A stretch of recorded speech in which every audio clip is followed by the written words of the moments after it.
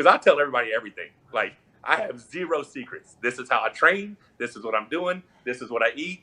Because when I beat you, I want you to know that you had every option that I did. You knew everything I was doing. There was no surprises. I'm just better, right? So that's my belief. This year, what is different is, although I still train one arm rows with the Raptor, I had that young man from Korea send me the art arm handle, or the attachment. Have you seen it? The which? It's The square, art isn't arm. it? It's square, isn't it? Is that the one you're talking about? So this one, she's going to go out to get it out of the gym. This one, it attaches to a handle, like a fat grip. But it literally has a thumb hole. It's a person's thumb.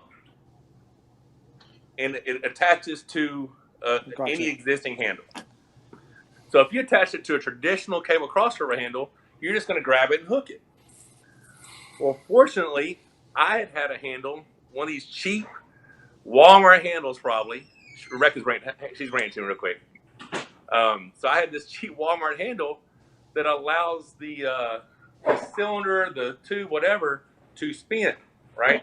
I'm going to put my glasses on so I can see what I'm talking about here. All right. So I'm going to pull it off first. So this is the art arm. Can y'all see that? A little bit more to the middle. There we go. Okay. You see how that looks like someone's thumb? Yeah. Well, you just reach into it, put your thumb in, and close your hand around it. I have never seen that before. This is amazing, right? But like I said, this attaches to a traditional handle. So if it's like just a regular handle, when you do cable pulls, it's just going to be hooking it, right? Because that's where the handle is going to be straight through here. That is interesting. This is the cheap handle. So this would be the traditional handle. This would be where it stay. Yeah. But because this is the cheap little handle that I bought, it'll slide like that. Right? Yeah. So let me show you. This is so you can top roll with that thing. You can top roll with it. Okay. And this is all I do. And this is why things are working so well. Rebecca cannot believe I'm telling you all this shit. All right. So see how I can pull it this way now? Yeah. Yeah. So imagine your cable's right here, and you pull it. Well, you're getting your cup, but you're also side pressure, right? You're also side pressuring because you need to pronate the pin. Because it's not just working this move. I'm actually going straight from here and cupping and top rolling the pin. So now I have so much more side pressure with my cup and my back drag. So everything is a rise to my hand, knuckles to my shoulder, back lat drag, cup, pronate. So it's essentially a perfect top roll that you can train doing cable pulls. But it only works if you have this cheap Walmart handle to attach it to. You know what I'm saying? If it's a traditional handle, you're just cupping and hooking. Interesting. Nice. This has made huge differences in where I'm at right now. Nice. That is interesting. I think that's gold. I need to get one of those like right now. Dude, I'm telling you. And they send it in this badass package, and it's super cool. And like I kept the box because the box is that awesome, right? But yeah, I'm a huge believer. I was not supposed to tell you. I remember now Rebecca told me don't tell people what you're doing because that's your secret. But that's it. If you can beat me, go for it because I'm gonna be kicking that ass with that. You know, I'm really strong right now. I have the same philosophy. Everyone asks me what I do. I show everyone what I do. Most people don't have the commitment to try to either duplicate or adapt things to their self, or they don't know themselves well enough to make it work for them anyway. So you have to put the time in and find out how your body is going to adapt to the training you're doing and what works and what doesn't work for you. But that handle looks like it's going to work for anybody. Yeah, it's pure. Yeah, it's pure simulation. But Chris, the other thing Rebecca wanted me to say, and this has made huge improvements in me, and it's having a training partner, having the gorilla Corey West to train with. I've been doing this all by myself for a decade. Like I self-motivate. I don't have a team that I train with. I'm not at an arm wrestling club. I have none of those things, right? It's always, I don't want to lose. So I'm going to go out there and work out so that I don't lose, right? But it's always just me. Stop, Millie. My dog is trying to get me to pet her. So now I have a kid who has ridiculous potential, who I think is so naive, he doesn't know that he's not supposed to be doing what he's doing. Like, I just like, hey, it's your set with weights that I've never done. and I've been doing this forever. And he'll jump in there and do it. I'm like, holy shit, how do you do that? You know, but I can't let him do it, me not do it. So the kid drives an hour and a half each way, 2 to 3 times a week to come train with me. But it's helped us both so much, right? So having someone there to make me go heavier this week than I did last week, and to do the things that I would say I would do anyway, but maybe I wouldn't have, huge difference. So I want to give him a lot of credit, because that's really helped out a lot. But yeah, consistency. I don't know if you guys watched the video that was just released by Arm Sports Videos or whatever. I think it was Scott McGinnis maybe who released it, the me and Ron Bath from 2006. I saw it flash across my screen as a suggestion. I haven't watched it yet. Yeah, I'm sitting there watching that video the other day during one of my workouts, and it has me, because that's some good footage. Had that ever made it on ESPN, I think I would have been a household name. That was really good. I lost. I talked a bunch of shit, but it was a really good thing, right? It just, because of the biotech banner on the back, ESPN wouldn't allow them to show it, so it never got here. Yeah. I was going to get 10 grand from Golden Palace, because I was all dressed out in Golden Palace and I'm going to work that shit. I never got my money. It's horrible. But there's video or footage of me training. And in the thing, I said, it's my destiny to be the best arm wrestler in the world. And whether or not I have achieved that or not, I'm arguably, you know what I'm saying? So this hasn't happened overnight. This wasn't, you know, oh, this is the trick. This is that. It's 30 years of work, you know? Yeah. And it's just not being okay with I'm always trying to be better. I'm always trying to be stronger, you know? And I am the most hated guy in arm wrestling who's not trying to be hated. You know what I'm saying? Like, I don't know about that. I don't know about that. Devin may be trying to be the heel. I'm not trying to be the asshole. I don't know if Devin's trying or not. I think it might be down at, like, it's the line to cross with Devin is getting a little bit. But you would have to agree that Devin is bringing a lot of that shit on himself on purpose. I mean, he's trying to play the heel. Look, she cut me. I mean, literally, just slit me open. My dog was trying to pet me, and it just slit my arm open. I don't know if y'all can see the blood. So I got to wipe that off in a minute. But, yeah, so, yeah, I'm not trying to be hated, but I'm just trying to be me. So like me, hate me, I really don't care. I'm going to do what I got to do to be the best version of me and, you know, to provide for my family. So people are like, hey, would you arm wrestle this way? Would you arm wrestle that way? Eliminate win bonuses and pay me the same whether I win or lose. I don't give a shit. I'll arm wrestle however you want, you know. But if you're going to pay me more money to win, I'm going to win. Fair enough. Yeah. I got a hypothetical for you, Mike. Every episode, with a guest, I try to conjure up a hypothetical, and I wonder if you can humor me and try to get inside the analytical part of your brain. So let me create a setting here. We got the Black Fork Mountains of Arkansas of the Ouachita Mountain Range. Do you know it? Ouachita Mountain Range? Yeah. Yeah, okay. Okay, in Arkansas, you should know it. It's shy of 2,700 feet of elevation. We're talking about. It's the Ouachita Mountain Range, though. It's not the Oh, sorry. Okay. Right. So you had me lost with that jargon. Okay. Ouachita Mountain Range. I live in the Ouachita Mountain Range, yeah. Okay, didn't know that. Okay, I just figured Arkansas, you'd be familiar with it. Okay, So at the base of the mountain, you have your athletically gifted and beautiful wife, Rebecca Todd. This is her. Thank you. Yeah, bringing her in. Next to her, you have yours truly, Chris Gobby. Now, the goal, with the hypothetical, is who reaches the top of the peak first. However, during the climb, I cannot drink water, and I have your stepson, Ryan Moran, on my back. So who wins that race to the top of the peak? I can only say Rebecca destroys you. I don't know. I'm not sure about that, man. I'm not sure. Ryan's what, 130? That's not bad. It's like a backpack. Yeah, you are basically the same size. Yeah. So you're going to double your weight, Gobby, and you're going to think that you're going to be even in the competition for that? Yeah, and also I was going to throw in she has 12 months to train with Michael Todd as her coach. I still say I beat her. Oh, my God. Oh, man. I mean, you may not get us to train 12 months, though. We may be motivated the first month, and then we're on vacation for the next 11 eating pizza, cake, and ice cream. I tell people all the time, I'm one workout away from never working out again, and I'm 1 meal away from never eating right again. You know, I win the lottery day, my ass is out. You know what I'm saying? Arm wrestling has been fun. See ya. I'm eating pizza. I'm leaving. You know? I doubt that very much. Second serious hypothetical, Mike. Back in 2006, I went to the Arnold Classic and I witnessed one of your Arkansas former teammates, I would imagine. James Smith just destroyed the 199 class. My question to you is, at a weight of 205, who wins between the super match between James Smith 2006 version and RVJ 2019 version? Man, that was a strong James Smith. Fucking right. No weakness. Hand, arm, everything. He was so strong. Yeah.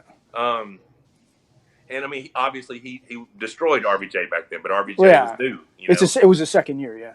So here's what I got to say with that.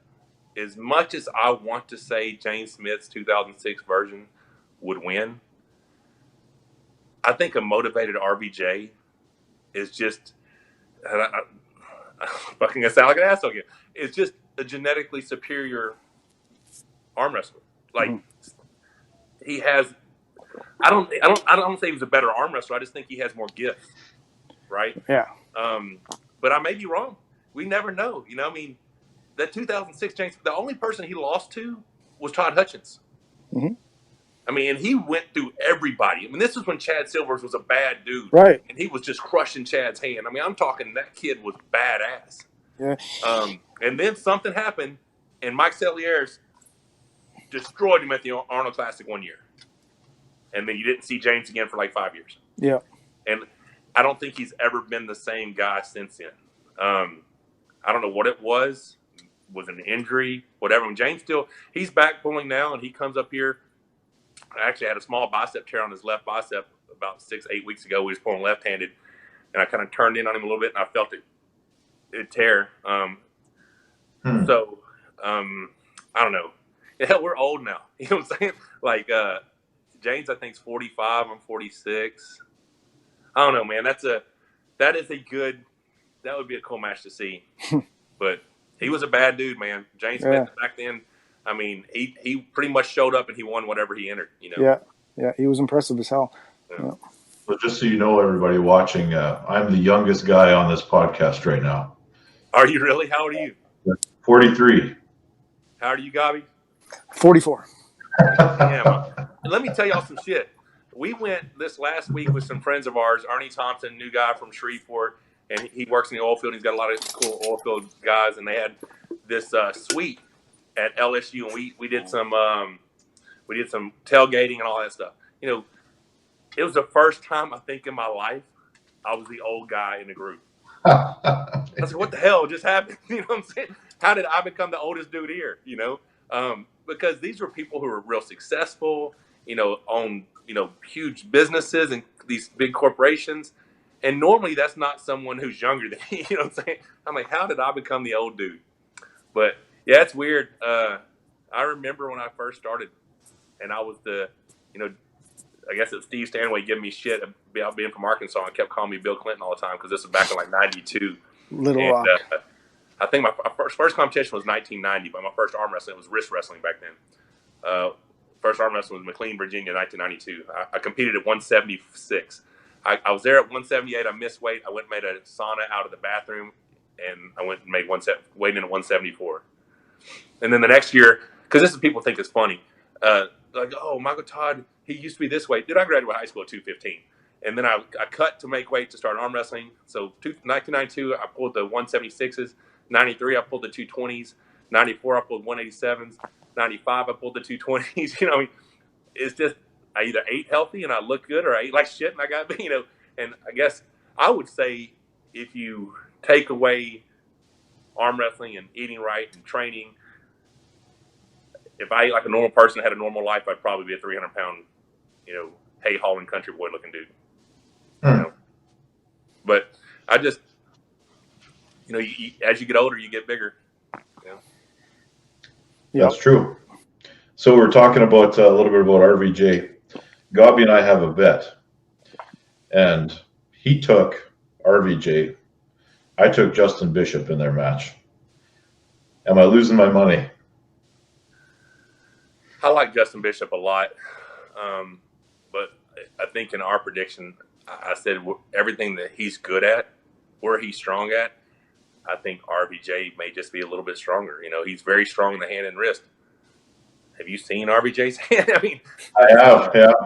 I don't know, man. You just don't know. Let me tell you. Okay, so I'm going to say all that, and then I'm going to follow it up with this. He destroyed Michael Celieres in a top roll. Yeah. blew my mind. I mean, he beat Mike where Mike's strong. Yeah. Now, there's a difference between Mike Celieris and RVJ. But Justin Bishop destroyed Mike Celieris. Yeah, and that was unexpected. I did not expect that. I was shocked. I mean, I think I picked him to win, but I had no idea he was going to just fold his hand up like that. So, who knows? You know, that's the fun thing about this sport is the only thing you can know for certain is that I'm going to run through Jerry Caderet. Everything else is all subject to, so, yeah, I don't know, man. I mean, we all say this, we say that, we see this, we see. You don't know how hard somebody's working. I mean, people know I'm working because all my videos are out there. But I don't have any. Like that's my biggest concern going into pulling Dave was I knew I was the strongest I'd ever been. I had no idea how strong he was going to be, you know? So I didn't know. And I don't know. Jerry's a great dude, and I like him a lot. I just, like I said, there's too much on the line on this particular match for me to let anything happen other than me win in convincing fashion. But, yeah, I don't know. Man, RVJ, Justin Bishop, Sam Harris, Tony Kotowski. I think I picked Tony Kotowski. But, hell, you never know. Sam Harris might pull it out. I mean, I'm not a gambler. I don't bet on anything. I'll bet on me, but I ain't betting on anything else. Because as soon as you take any bit of control out of my hands, I'm not willing to risk my money on it. Yeah. Well, Gobby, what else you got? The greatest league / promoter you've ever worked for. Okay, so I think Arm Wars was an amazing league. It just did not benefit me because I wasn't from Europe. You know what I'm saying? Like it didn't air in the United States. I was a pretty big star over there for a while. Had I had that type of exposure here in the United States, I don't think I'd have to have a regular job now. I think so. That was awesome. As far as what I think, they had a very good blueprint. The coolest things I've ever done was because of Robert Drink at the UAL. Like, I was 5 rows back when Anderson Silva's leg snapped in half. You know, I mean, I've had amazing life experiences. Flown on a G550 private jet twice with him. I proposed to Rebecca in his $340,000 Lamborghini Gallardo. You know, I drove it down the coast and proposed at San Clemente Beach. And the reason it had to be San Clemente Beach is because I didn't know how to put the top up, and it was only insured for $250,000, so I had to be able to see the car from the beach. I was going to propose at Laguna Beach, but I couldn't see the car. I was like, shit, we got to keep going. So as far as cool life experiences, Robert Drink. As far as a business model, making arm wrestling genuinely a shot at making arm wrestling go mainstream, Steve Kaplan. I just think he's, you know, you can't have somebody who's had that kind of success in their career outside of this business venture and not be in it to win, right? The guy's, he's proven time and time again that, you know, he is successful in business. And however we want to look at this, we love the sport, but to them it's a business. And I think they're gonna push it through, you know. So that's a hard question for me to answer. But I've had great experiences with a lot of different promotions. I think you've done a good job in breaking down the high points of each of those different promotions. And you're absolutely correct. The highest rated TV shows in the United States would be considered a failure if they got the ratings they did here over in Europe, where Arm Wars was just crushing it. Oh, weekly, man. Yeah. Weekly. And like 60, 70 nations and 30 different languages. I mean, it was, well, that's what some cool experiences. Like, I was in Italy and I'm on TV. And I'm like, yeah, that's me. You know what I'm saying? So it was just cool. I mean, some of that stuff's been pretty neat. But yeah. I just got the notification from my wife that I got to hurry up because we got to go pick up our grandkids. No problem. But well, Monster. Yeah. It's been a pleasure as usual, and thank you so much for coming on the show. We really appreciate you, and good luck in your match against Jerry. We'll be watching, and we'll be talking about it very shortly after that one's wrapped up. Well, thank you very much, and I'm glad Gobby and I could get along during this and no arguments and everything, so that's awesome. Yes, sir. I can be professional if I have to, and no worries. Yes, well, sir. Hey, hopefully I end up winning in the way I'm saying I'm going to win. Otherwise, I'm going to look really bad. So. No, well, it is what it is, but we look forward to seeing it. Well, good deal, man. Hey, God bless you guys, and y'all take care, okay? Take care, Mike. You as well. Yeah, see you, man. Later.